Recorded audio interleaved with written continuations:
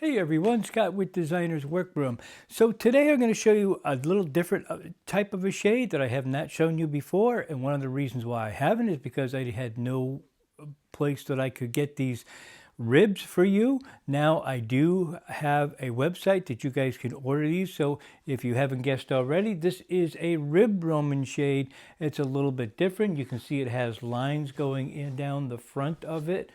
Here gives the shade a little bit more of a dimension. It also helps it keep it straight as it's going up and down. There's no like little sagginess to it. Stays really level. So it's a shade that if you're a little bit more particular, this is going to be for you. And now that we have a website that we can order these little ribs from, I think I'm going to show you how to put it together. Now, unfortunately, I can't show you the clutch system, but I do have it on my channel if you search it. But unfortunately, I don't have a place. I buy everything wholesale. That's not a wholesale company, so I have to look for retail places. So for right now, you can use the standard clutch type system, which if you have small children, we don't recommend. But also on this website, check it out because they also have a cordless system that you can use.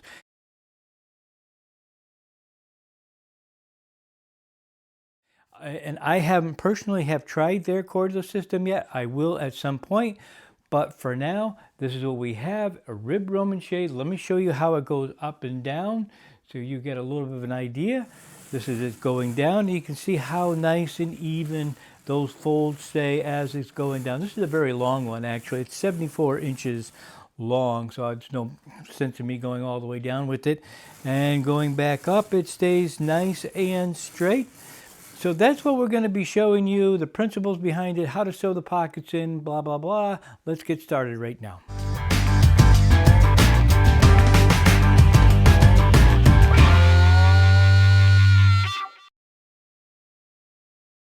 So here are your ribs. They look just like this. These are fiberglass.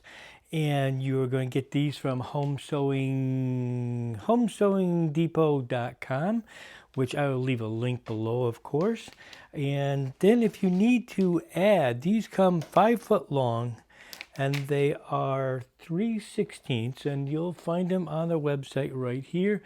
Now, if you need to make a shade wider than 5 feet, then you're going to have to use these splices that look like this, and I'll show you how that works also. There's several things you can use. You can use a little hacksaw if you want.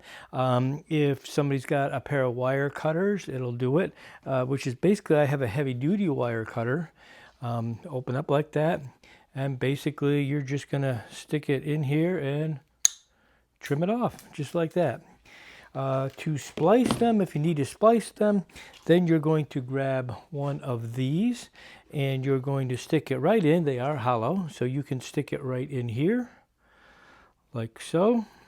And then you're going to take the other side of this, stick it in, and then I recommend putting a little tape around it just to hold it in there until you get it into the sleeve of your Roman shade. So that is that part. I am going to leave you a link below on how to actually make the shade itself. It is not going to be included in this video just to keep the length of it down a little bit. So it'll show you how we lined it, how we put our side hems in, all that good stuff that you may want. However, a lot of people make their shades differently than how we make ours, so follow your own plans. You don't have to follow ours, but I wanted to give you a link to that as well. So let's go over how much fabric you need to make a shade. And I can only give you my formula for what I did on mine, and it always is going to be different depending on the length of your shade and how close you want these ribs. Every one of these ribs are going to take 1 inch of fabric. So you have to determine how many ribs that you need at first. So I'm going to give you how I did mine. The first thing you want to realize is the space here is going to be bigger. You want this to be a longer space, and you want that to be between 10 and 12 inches. I think mine is 11 1/4 inches from the top of the board here down is 11 1/4 inches. Now my length is 74 inches long, so it's a very long shade. And so I calculated over here my very first space is going to be 5 inches. So going from the bottom of the shade to the very top of my rib, right to the middle of the rib, I should say, where I drew my line, was 5.5 inches actually. But by the time I sewed it, it was 5 inches. So 5 inches, and then I have 8.25 inches. Each one of these are 8.25 inches. And then my last top part was 11.25. So I have 5 inches, and if you take all these 8.25 and 11.25, it's going to come out to 74 inches. Now you see where these 9.25 inches are. That is because to get 8.25, you have to draw your lines at 9.25 inches, and because this takes an inch for each one of them. So basically, however many ribs you have, you're going to want to add an inch for each one of them. So this bottom, my bottom, is 2.5 inches. You can use whatever type of bottom hem you want. I did mine 2.5 inches. It's a double turn, so that gave me 5 inches. Then I took every rib that I have. I added an extra inch for that. I also added another 5 inches to the top of it just for work loss. That's for stapling it onto the board, etc. So 5 inches for the bottom, 6 inches for the top just for work loss, and then 1 inch for each one of these. And that is how I calculated mine. I hope that helps you. I hope that takes some of the confusion out of it. So my first mark is 5.5 inches from the bottom here, and then we're going to go 9.25 inches up, and we're just going to keep marking this 9.25 inches. 9.25, 9.25, might as well just go 18.5 right here. Now you have two options, but there's only one way that I really like to do this. I could go over to this side over here and I can mark it the same way, but that is not how I like to do it. What I like to do is to fold the fabric in half.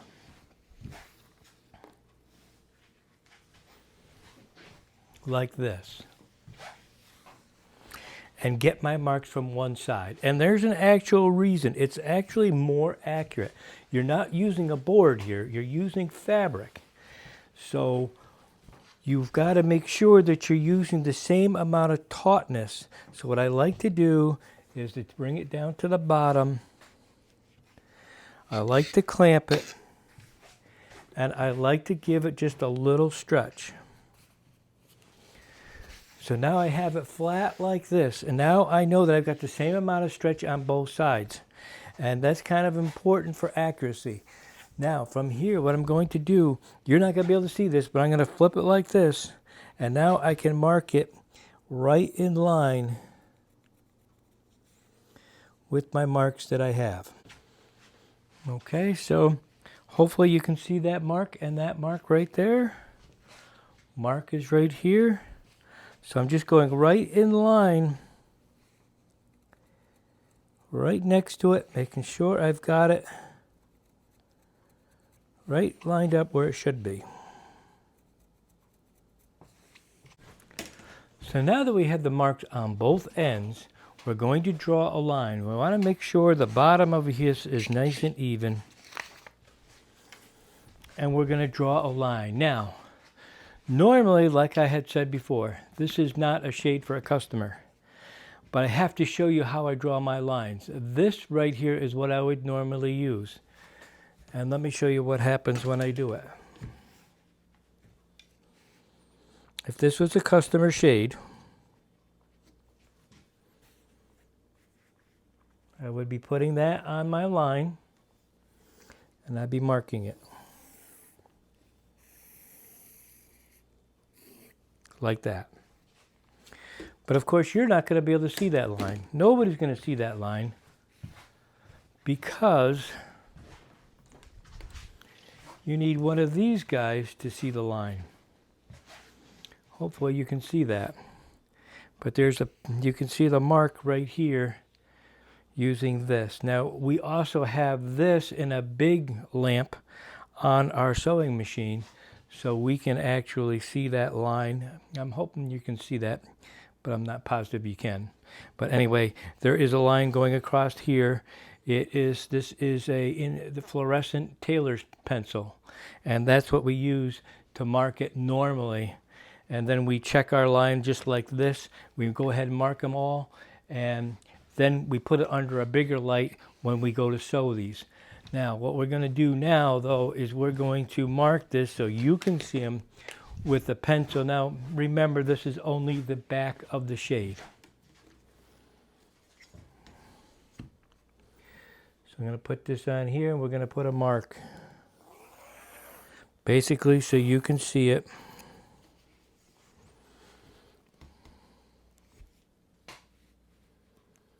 Now, my measurements, my calculations here may be much different from yours. You're going to have to kind of figure out how many rows you need going up. Now we have to figure out our spaces for our rings, how far we're going to go across this way. So typically, that should be, and since it's a rib Roman shade, it can be like 8 to 10 inches across your rings. So what we're going to do now is we're going to take a tape measure. We're going to see what the inside from here to here, because our first ring's actually going to the inside here, and then to the inside of the side hem here. So inside side hem to inside side hem, 44 inches. So let's see what that comes out to. 44 divided by 5. Let's put it that way. Okay, so we can do 8 3/4 inches. Let's see, 44 divided by 4 is, so we could do 11 inches. I think 11 inches too far because we have 44. So that means we're going to go to five spaces.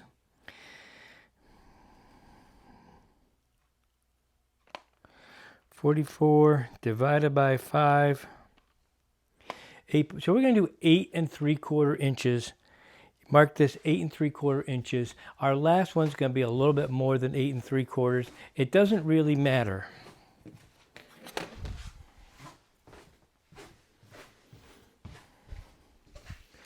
So coming across here, 8 3/4. And we're just going to keep marking each one of these 8 3/4. 8 3/4. 8 3/4. 8 3/4. And our last one's 9 inches. So we have 8 3/4, 8 3/4, 8 3/4, 8 3/4, and 9. So we're going to go ahead and we're going to mark all of these that way, and then we'll be right back. And now I have mine all marked off. I have my line starting from the bottom here, 5.5 inches, and then from there 9 1/4 inches going straight up that way. And then I marked off for my rings. My rings are 8 3/4 inches. All I did is measure it and divided it. In this case, I divided it by 5 rather. 1, 2, 3, 4, 5 spaces. Now yours is going to be a lot different. I don't know. I can't really tell you what yours is going to be. But you basically want them all even. And now what I did is I worked left to right. So it's 8 3/4 except for here. This is 9 inches. So every time I marked it off from left to right. 8 3/4, 8 3/4. It left me 9 inches on this end. And then I worked from left again to right. So you always have to do that to make sure that your rows going vertically are going to stay straight with the rings. Stick with me because this is a little complicated, but you will get it. Now the next thing we're going to do is we're going to sew in our pockets. Okay, now depending on your type of machine, I like to use magnets, whether it is a magnet like this or some type of magnet like this. Now if you haven't already, I'm going to leave a link to my Amazon sewing store per se, and you'll find all kinds of things there, rulers and snips and different things that you may need, or you should actually have if you're going to be doing this type of stuff. And this little ruler is a little marked up. Anyhow, what you want to do is you want to measure a 1/2 inch. Make sure you're at a 1/2 inch mark. And this thing is really... Okay, so that would be my 1/2 inch mark. And you see this gives me a nice border on here. And then what you're going to do carefully is make sure you keep... Now again, I cannot pin anything because this is room darkening.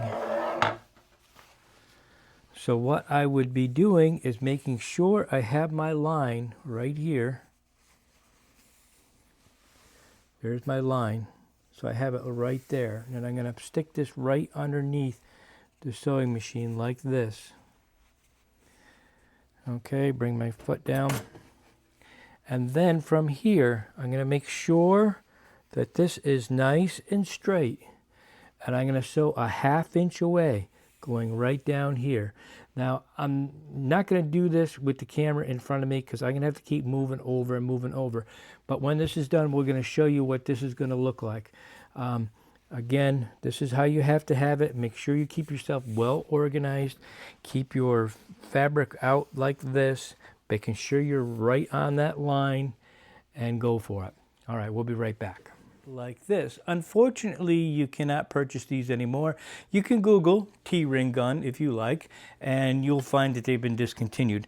We still use it. We still have a ton of the little rings still around. So we're going to use it until we run out of rings or this breaks. Now, this is the only time you can use a ring gun like that is where the stems, the little plastic stems, are not shown.